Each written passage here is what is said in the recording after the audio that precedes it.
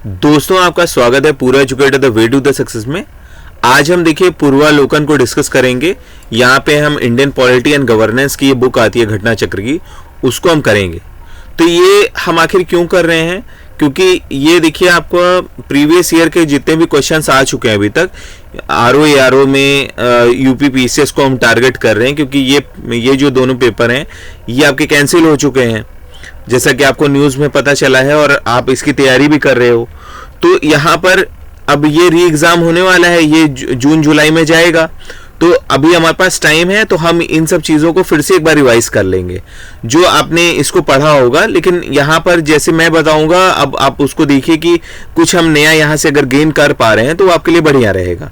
तो यहाँ पर देखिए जो ये बुक है, ये 1990 से लेके 2023 तक आपके जितने भी पेपर हो चुके हैं इसमें ये मेंशन कर रहे हैं कि 232 जीएस पेपर्स को ये इंक्लूड कर रहे हैं।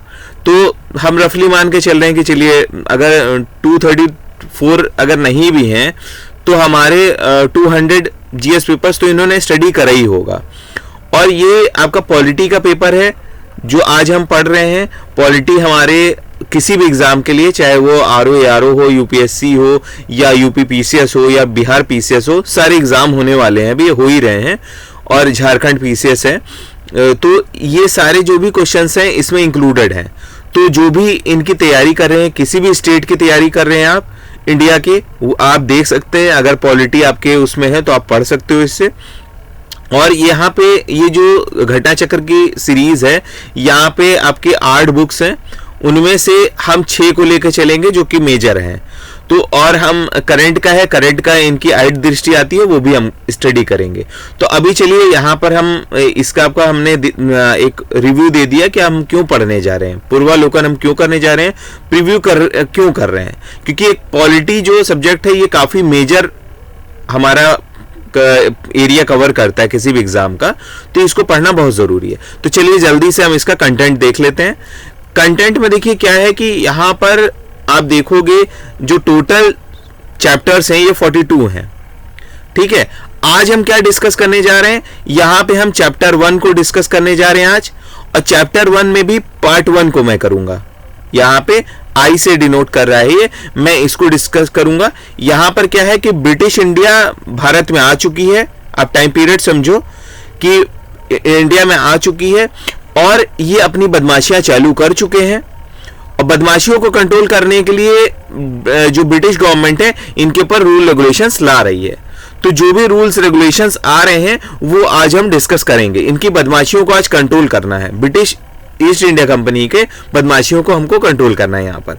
और उसके बाद पार्ट 2 हम देखिए बहुत जल्द फिर कवर करेंगे उसको। अब लगातार ही आता रहेगा आपका लेक्चर्स। यहाँ पे हम देखेंगे कि ब्रिटिश क्राउन हमारे ऊपर डायरेक्ट रूल करेगा। अब उसके बाद असेंबली का और सो एंड सो प्रियम्बल है आपका, और सिटीजनशिप है, फिर ये फंडामेंटल राइट्स हैं, ये बहुत इंपॉर्टेंट है, direct state policy, fundamental duties. इससे हमेशा आप देखोगे किसी भी एग्जाम में एक ना एक क्वेश्चन जरूर आता है, डायरेक्टली आए या इनडायरेक्टली घुमा फिरा के कहीं ना कहीं से, मैच द फॉलोइंग में या कोई ना क्वेश्चन इससे जरूर आएंगे।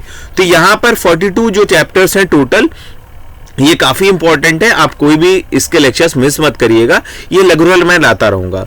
और जैसा कि हम ज्योग्राफी का सीरीज स्टार्ट कर चुके हैं 11th क्लास की यूपीएससी के लिए, वो भी हम कवर करेंगे। ठीक है, यहाँ पर आप समझ लो कि हम अब सीक्वेंस में करते चले जाएंगे सारी चीज़ों को। तो चलिए जल्दी से अब शुरू करते हैं।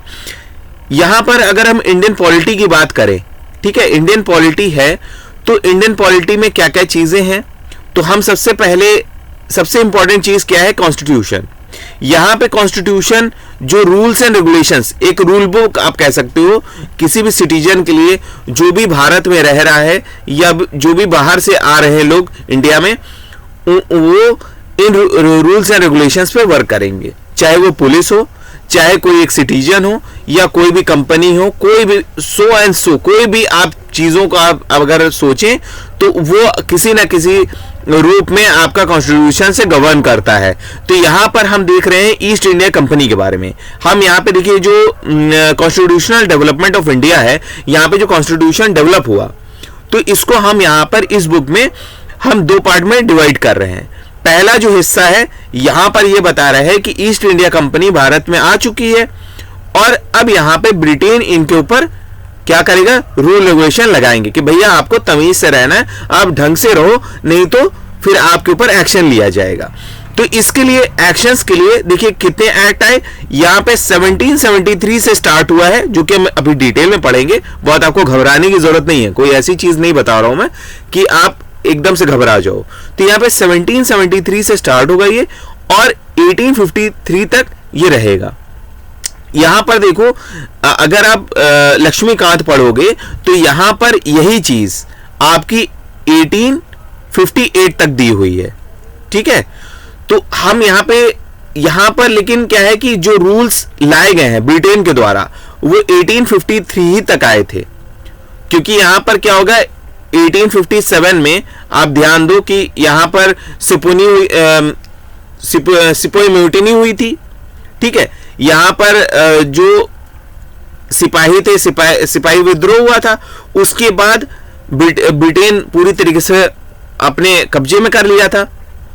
तो यहां पर हम उसमें डिटेल में नहीं जाएंगे, वो हिस्ट्री का पार्ट है। यह हम लक्ष्मीकांत को जब आगे बढ़ाएंगे तो वहां पर हम इसको समझेंगे।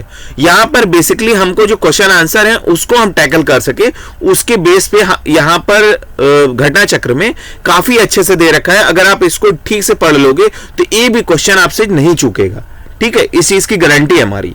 तो यहां पर हम सबसे पहले देखिए रेगुलेटिंग एक्ट को पढ़ते हैं।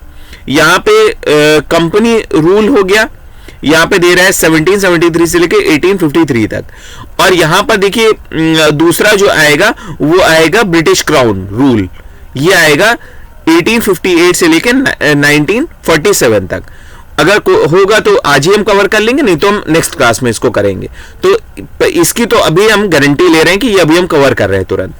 तो यहां देखिए जो रेगुलेटिंग एक्ट है, रेगुलेटिंग एक्ट ऑफ 1773।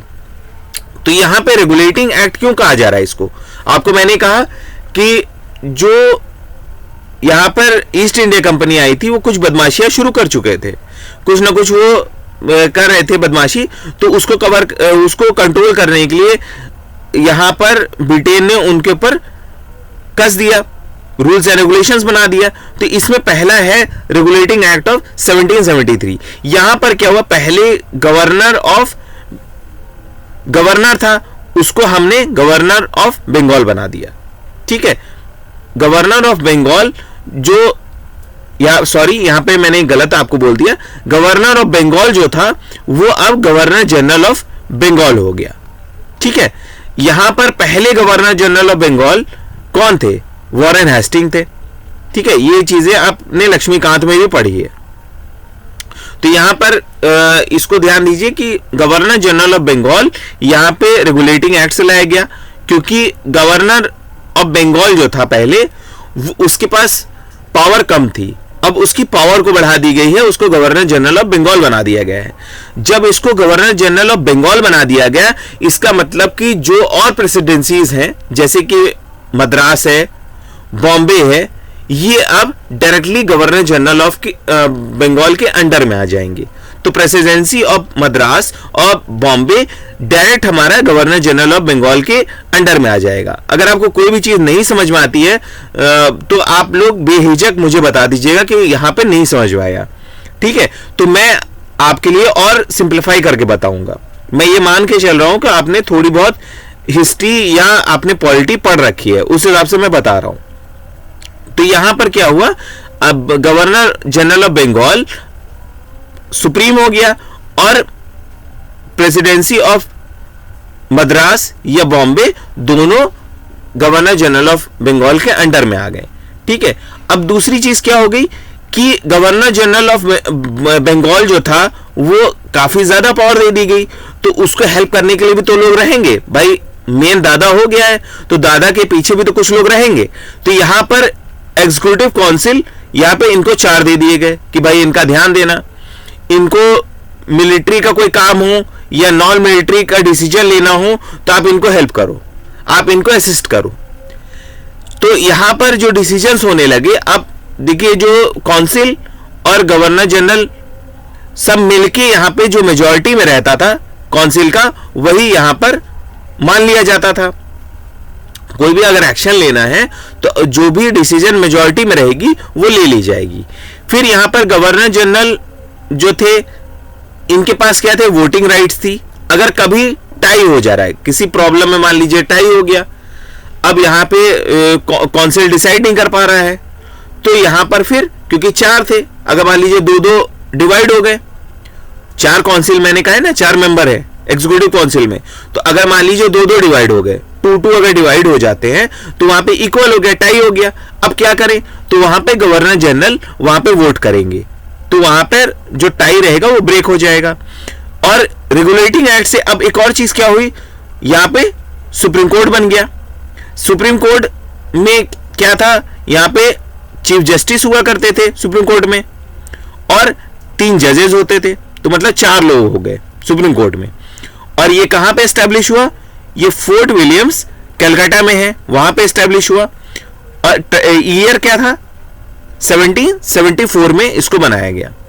ठीक है, यहां पर 2 चीजें क्या हो गई, गवर्नर जनरल ऑफ बंगाल बन गया, और governor general of Bengal supreme हो गया, उसके अंडर में मद्रास और बॉम्बे आ गए। और governor general of Bengal supreme हो गया तो उसकी पावर ज्यादा हो गई, उसके पास वर्क ज्यादा हो गया, तो यहां पे एग्जीक्यूटिव काउंसिल बना दिया गया है, उनके 4 मेंबर हो गए।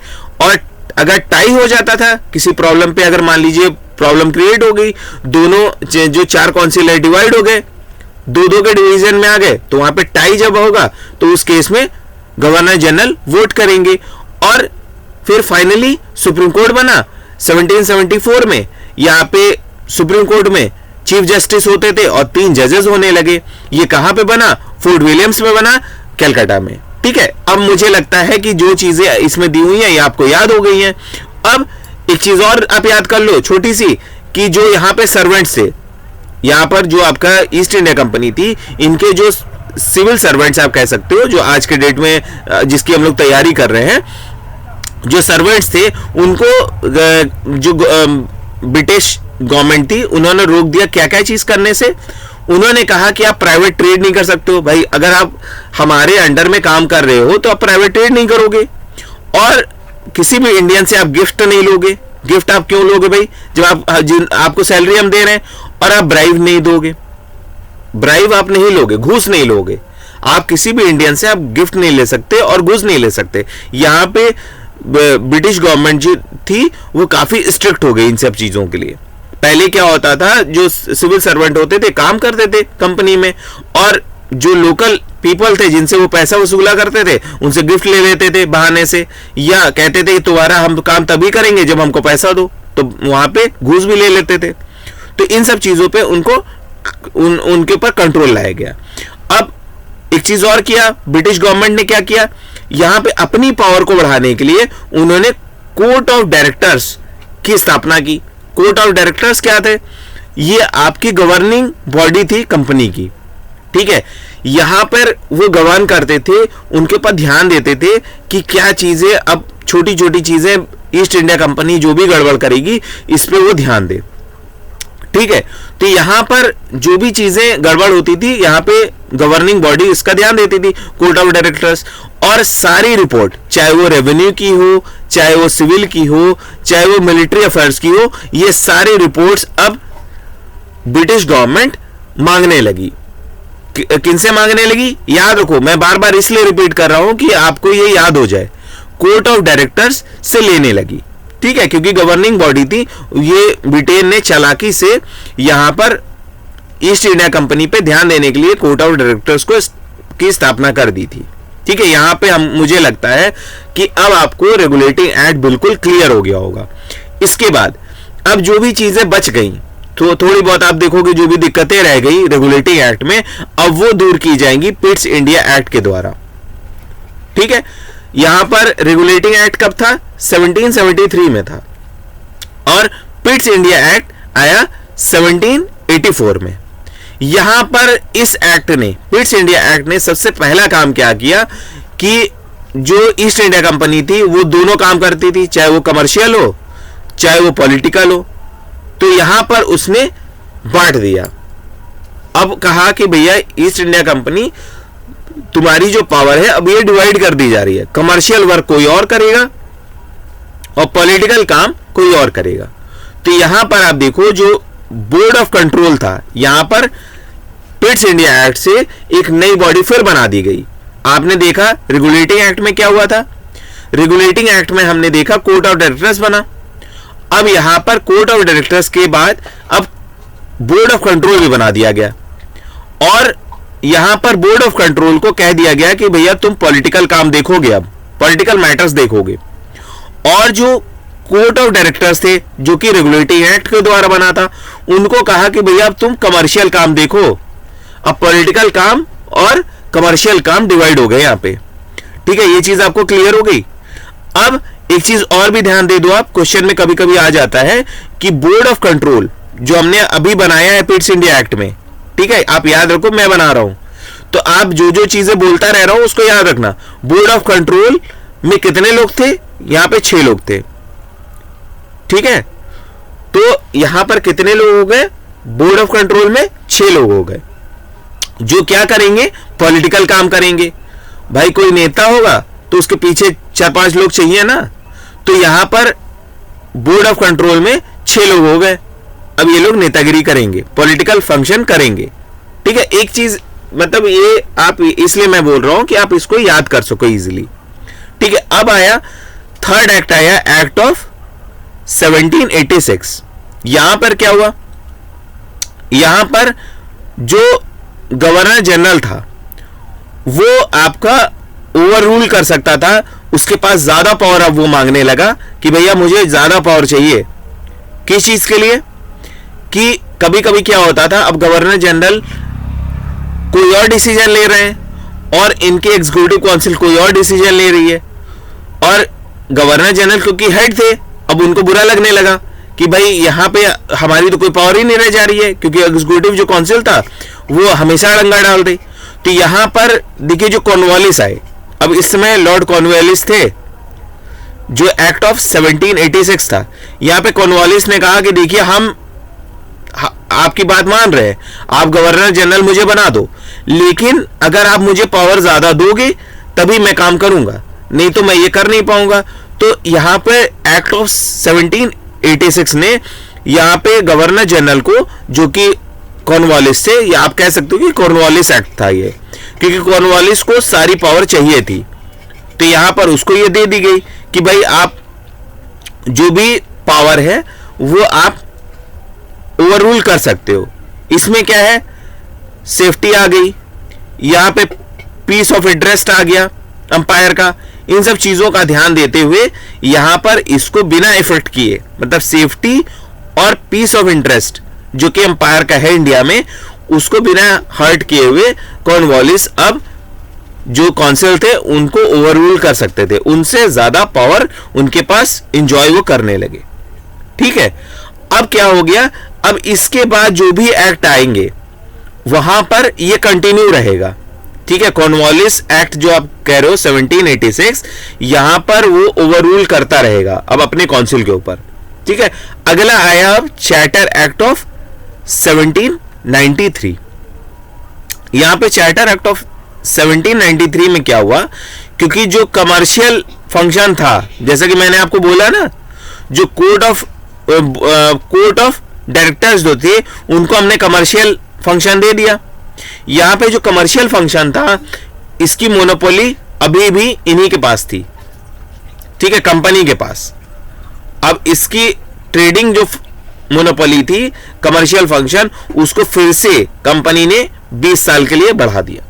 अभी तक वो कमर्शियल फंक्शन को कर रहा था, लेकिन फिर से कहा कि भैया हमको और 20 साल का हमको एक्सटेंशन चाहिए, तो यहां पर कमर्शियल फंक्शंस को और 20 साल के लिए बढ़ा दिया गया, क्योंकि इनको बार बार लग रहा था कि आगे चल के जो ये फंक्शंस हैं हमसे छीन लिए जाएंगे। अब ब्रिटिश गवर्नमेंट आने वाली है, लेकिन ये पक्का नहीं था इसलिए एक्सटेंशन, और पहले भी ये चीजें हो रही थी, ये पहली बार ऐसा नहीं था, ये पहले भी ये चीजें हो रही थी, तो इन सब चीजों पे ध्यान दिया जा रहा था। अब आया चार्टर एक्ट ऑफ 1813। 1813 में क्या हुआ कि पहली बार, देखिए अभी क्या था, एजुकेशन पे कभी भी ब्रिटिश गवर्नमेंट ने पैसा इन्वेस्ट नहीं कर रहे थे वो उस तरीके से, लेकिन अब क्या था, पहले जो एजुकेशन था हमको वो लिटरेट बनाना चाहते थे, लेकिन फुल्ली एजुकेटेड नहीं बनाना चाहते थे। वो ये चाहते थे कि हम उनकी चीज़ों को, जो अगर ब्रिटिशर्स हमको कहें हम उनको ओबे करें, हम उनकी लैंग्वेज को समझ लें, लेकिन ये ना हो कि हम पढ़ने के बाद फिर अब हम अपने पावर्स को जान जाएं, हम कहें कि भैया हमको अब ये पावर चाहिए, तो इतना वो नहीं पढ़ाना चाहते थे कि हमको वो पावर दे दें। आप ये चीज ध्यान रखिएगा, आप वहां पे इमोशनल मत हो जाइएगा कि अब चार्टर एक्ट ऑफ 1813 मिल गया तो अब हमारे पास सारी पावर आ गई है, ठीक है, हम अब एजुकेटेड क्लास हो जाएंगे। तो ऐसा नहीं था, ब्रिटिश कभी भी हमारे भले के लिए ये नहीं कर रही थी। लेकिन अब पहली बार चार्टर एक्ट ऑफ 1813 में क्या हुआ कि ब्रिटिश गवर्नमेंट ने पहली बार यहां पे 1 लाख रुपए खर्चा किया गया, ठीक है, ईयरली 1 लाख रुपए यहां पे खर्चा होने लगा, और वो किस चीज पे, एजुकेशन पे, और एजुकेशन वो भी भारतीयों के लिए, ठीक है, आप समझ लो ये बहुत इंपॉर्टेंट चीज है क्योंकि जो ब्रिटिश गवर्नमेंट है पहली बार कुछ हमारे लिए करने जा रही है, वो भी एजुकेशन से related.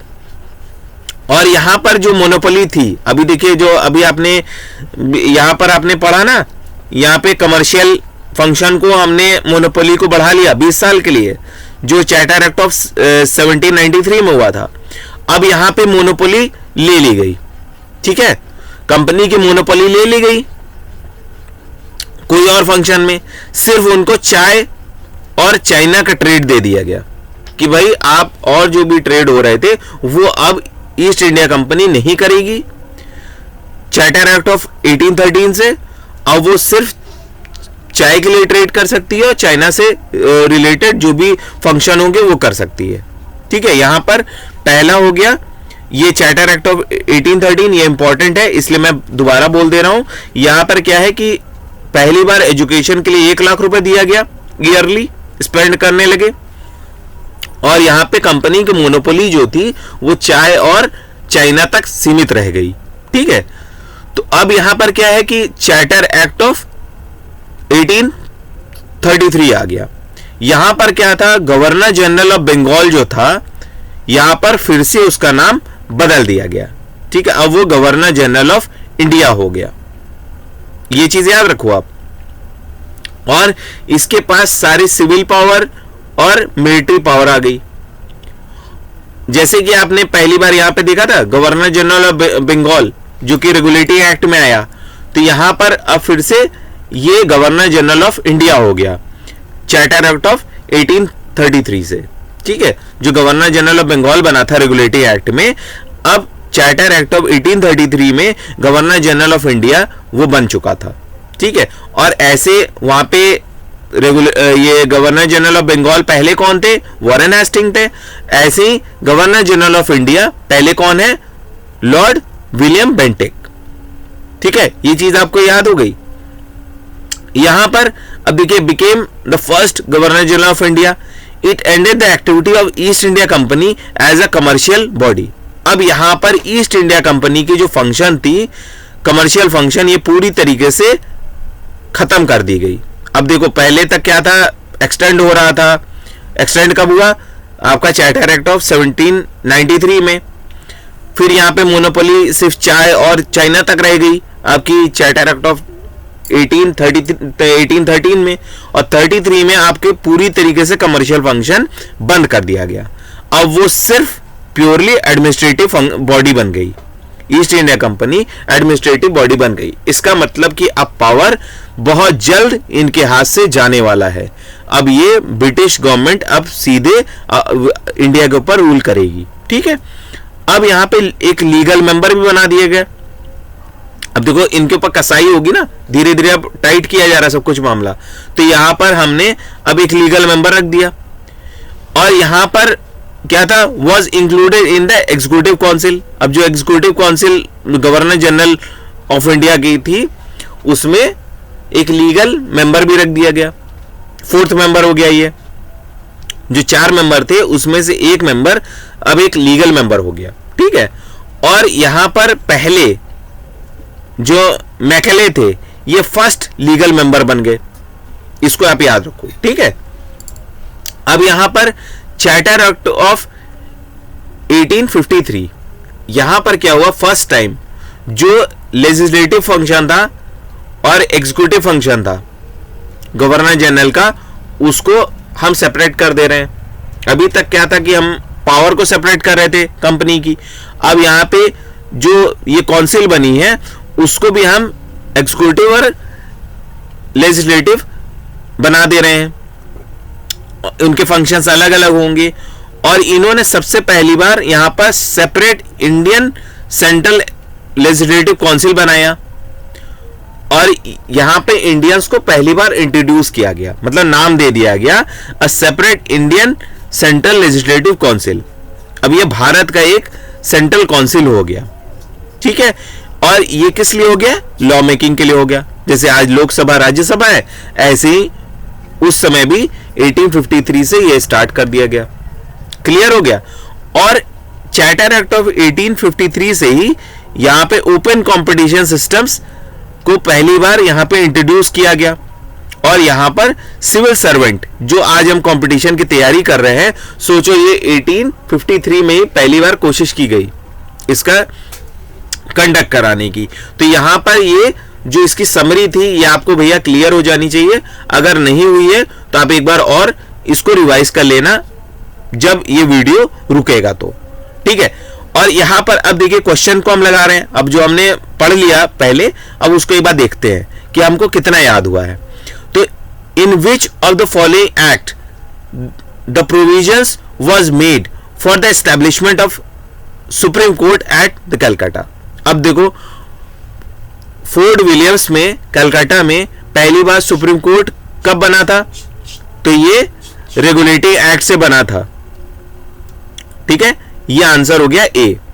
The provisions for the establishment of Supreme Court at Fort Williams Calcutta was made in the Regulating Act, और रेगुलेटिंग एक्ट में बना सुप्रीम कोर्ट 1774 में, ठीक है। ये चीज आपको याद रखनी है। और इसके जो पहले फर्स्ट चीफ जस्टिस थे उनका क्या नाम था, सर एलिजा एम्पे, इसके पहले चीफ जस्टिस बने, ठीक है। First chief justice of Supreme court कौन बने, सर एलिजा एम्पे, ठीक है। अब अगर हम अगला क्वेश्चन पढ़ते हैं, अगला क्वेश्चन में क्या है, with reference to the establishment of the supreme court which of the following questions statements are correct. यहां पे कौन सा चीज सही है, ठीक है। यहां पे तो सिंपल पूछा था कि सुप्रीम कोर्ट कब बना, तो ये वन वर्ड हो गया, तो ये करेक्ट हो गया। यहां पर हमको अब चूज करना है दो में, जैसे कि आरओ में क्वेश्चंस आते हैं ज्यादातर, ठीक है। यहां पे कह रहा है कि सुप्रीम कोर्ट जो कि कलकत्ता में बनाया गया ये रेगुलेटिंग एक्ट से बना है, बिल्कुल सही बात है, ये बिल्कुल सही है ये, ठीक है। और दूसरा अब बोल रहा है Lemaistre was the first chief justice of the court, ये आपने अभी पढ़ा है, ये बिल्कुल गलत है। सर एलिजा एम्पे पहले कौन थे, चीफ जस्टिस ऑफ इंडिया थे, chief justice of Supreme court थे, सॉरी, ठीक है।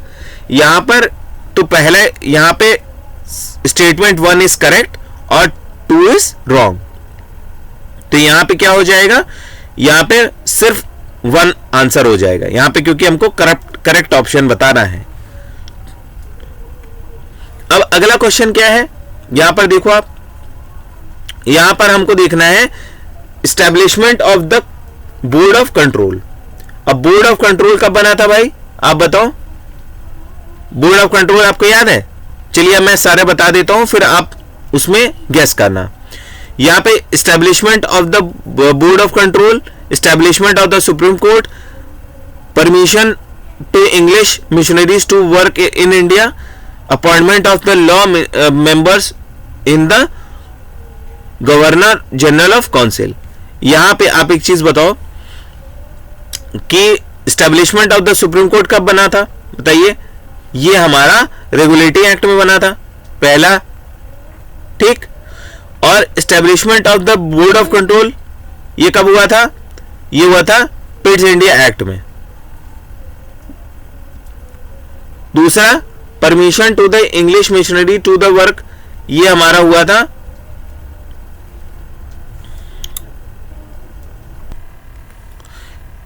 यहां पे अगले क्वेश्चन में देखिए। अब यहां पे हम मैच द फॉलोइंग करने जा रहे हैं। यहां पे जो मैच द फॉलोइंग है इसमें establishment of the board of control, अगर हम देखें तो ये किस एक्ट से आया है, ये पिट्स इंडिया एक्ट से आया है, ठीक है। बोर्ड ऑफ कंट्रोल किससे आया था, पिट्स इंडिया एक्ट से आया था। एस्टेब्लिशमेंट ऑफ सुप्रीम कोर्ट, ये आप जानते हैं कि ये रेगुलेटिंग एक्ट से आया था। और यहाँ पे permission to the English missionary to work in India, जो इंग्लिश मिशनरी थी वो हमारी भारत में आके यहाँ पे क्रिश्चियनिटी को बढ़ावा देती थी। ये आपका अभी हमने नहीं पढ़ा, लेकिन ये मैं बता दे रहा हूँ, ये चार्टर एक्ट ऑफ 1813 से शुरू हुआ था।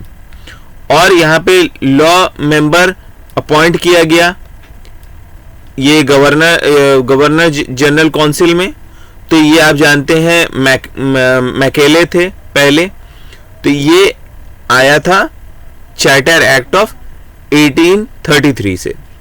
तो इसका ऑप्शन हो गया बी, आप इसको एक बार ध्यान से देख लेना। उसके बाद which of the following led to the introduction of English education in India. अब इंग्लिश एजुकेशन इन इंडिया किस एक्ट से आया था, तो ये जनरल सी बात है कि देखिए इंग्लिश एजुकेशन का हम बात किए थे 1813 में, ये बिल्कुल सही है। और general committee of public instruction 1823 से ये पास हुआ, ये भी बिल्कुल सही है। और यहां पर ओरिएंटलिस्ट और एंग्लिसिस्ट कंट्रोवर्सी हुई थी। यहां पे क्या कंट्रोवर्सी हुई कि कुछ लोग कह रहे थे कि ओरिएंटल मतलब कि लोकल लैंग्वेज में पढ़ाई की जाए, और एंग्लिसिस्ट का मतलब हुआ कि कुछ लोग कह रहे थे कि इंग्लिश में हो, जो एजुकेशन हो वो इंग्लिश में हो। तो यहां पर ये कंट्रोवर्सी हुई थी। तो यहां पर ऑप्शन तीनों ही सही है, तीनों ही ऑप्शन में ये हमारा दिया हुआ है, तो तीनों ही सही है। तो यहाँ पे east India company discouraged orientalist education of the system and promoted western education system, ये बिल्कुल सही है। देखिए यहीं पे बता रहा है थर्ड ऑप्शन के बारे में। There was also an provisions that company should invest 1 lakh every year on the education of Indians in 1823 General Committee of Public Instructions was constituted which were responsible to grant 1 lakh rupees। यहाँ पे जो ये second point है, इस committee ने ही 1 लाख रुपए देने के लिए बाध्य किया था। यहाँ पे जो कंट्रोवर्सी हुई थी वो मैंने आपको बता दिया, कुछ लोग फॉलो कर रहे थे। अब जैसे इसमें HP प्रिंसिप और डॉक्टर HH विल्सन सपोर्ट कर रहे थे लोकल लैंग्वेज में एजुकेशन को, और वहीं पे चार्ल्स जो थे ट्रेवलियन ये कह रहे थे कि इंग्लिश में एजुकेशन होना चाहिए, वेस्टर्न एजुकेशन इंग्लिश मीडियम में ही होना चाहिए। ठीक है, तो ये क्लियर हो गया आपको। अगला क्वेश्चन है यहां पर कि जो मोनोपोली थी, ठीक है, जो मोनोपोली ईस्ट इंडिया कंपनी की थी, इसको अबॉलिश किया गया। किस एक्ट से अबॉलिश किया गया था मोनोपोली को, और सिर्फ टी और चाइना का ट्रेड यहां पे लागू किया गया। तो ये आप जानते हो कि चार्टर एक्ट ऑफ 1813 से ये लागू किया गया था। तो trade monopoly of East India Company was abolished by the Charter Act of 1813 except include trade in tea and China। तो टी और चाइना को छोड़ के, चाइना में जो ट्रेड होता था या टी का जो यहाँ पे ट्रेड होता था उसको छोड़ के जितने भी ईस्ट इंडिया कंपनी ट्रेड करती थी वो खत्म कर दी गई थी। और यहाँ पे जो क्राउन था, क्राउन दो it sovereignty of the British Crown over the Indian company was asserted. An act empowered local government to impose tax and punish them who did not pay. यहाँ पर क्या हुआ कि देखो ट्रेड आपका यहाँ पर रोक दिया गया, लेकिन जो ब्रिटिश क्राउन था वो उसकी सॉवरेंटी पूरी बना दी गई। यहाँ पर इंडियन जो कंपनी थी उसको पूरी तरीके से छोड़ दिया गया कि लोकल गवर्नमेंट वहां पर टैक्स और पनिशमेंट दे सकती थी अगर कोई पे नहीं कर रहा था। कोई भी अगर पे नहीं करेगा तो वहां पर उसको क्या किया जाए, पनिश किया जाए। ठीक है।